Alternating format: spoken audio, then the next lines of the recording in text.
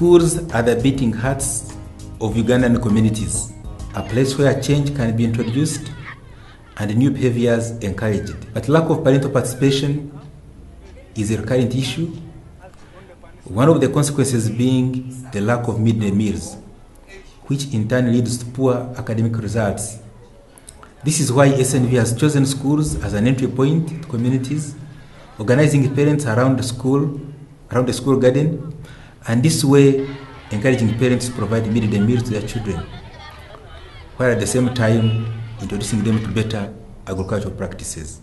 It's teaching the parents, teaching the pupils, but also using them to change the entire socio-economic setup of the community, using the school as the entry point.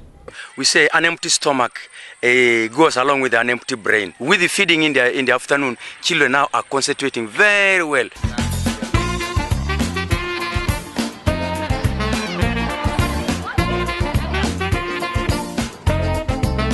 We have made it more or less a district policy now that school feeding is compulsory for all children. Even when SEP is in 100 schools, the 28 we left out have copied. Without being inducted, without having any CBO, making them walk through the process, they have done it. We want whatever is done in school to be duplicated at home. In some schools, we have started the small kitchen gardens. We have planted cassava already. The second one, we are preparing land for maize. We are planning also our children to start eating here in the school. This is the main issue why we came out with this plan. We shall be making some porridge for our children for breakfast.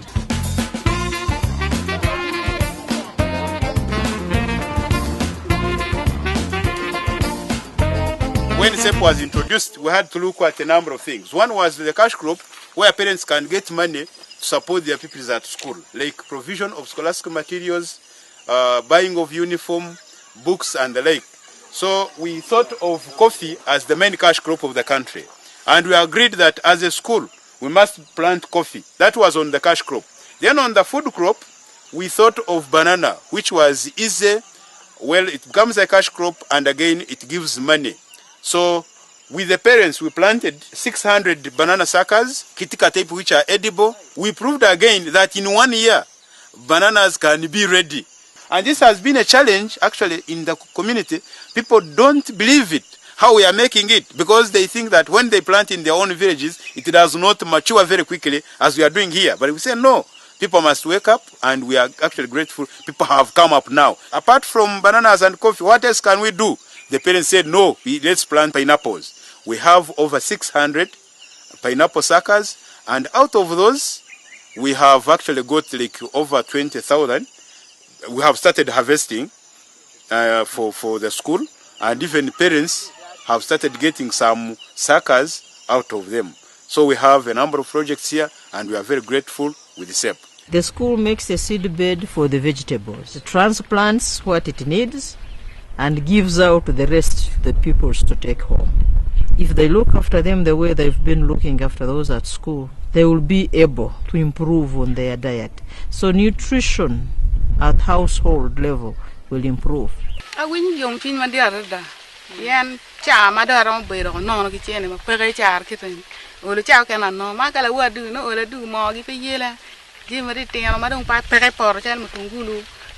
green pepper Noti dong gang, she no Jimmy Batan, my work we bid a tamad boom where they bid me to between young pair and not going at it. Yes. After teaching me, I planted matoke and they gave me the seeds of cabbages and carrots. I planted from there, I got money. After getting money and my children ate, I became happy.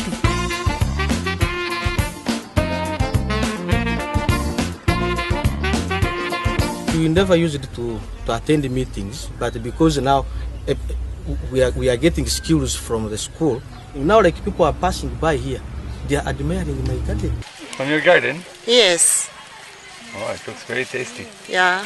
The bigger picture around it of using the garden as a learning center, as a transformation center, as an adoption center, and taking it down to the family level to see how the families are clustered, they are adapting and they are running with this, but also to transform that into a business, linking it into production that can be marketed and a living and money for the household.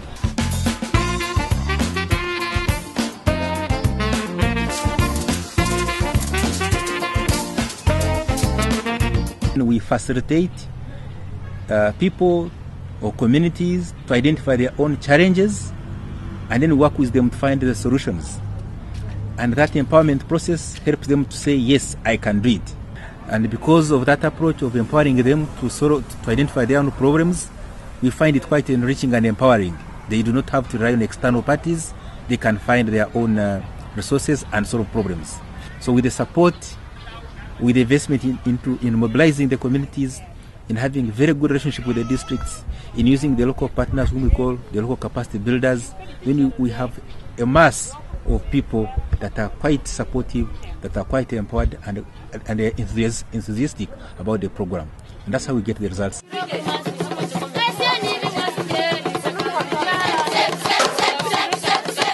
We wanted to clear that negative image that agriculture is used as a tool for punishment.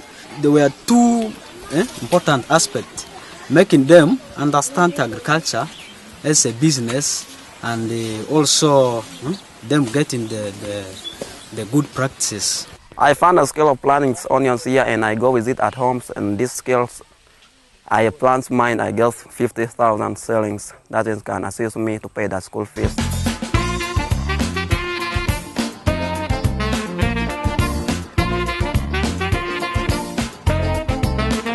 We had a challenge of farmers not coming in the group to have a collective voice. And so you'll find that it's easier for a farmer to be cheated.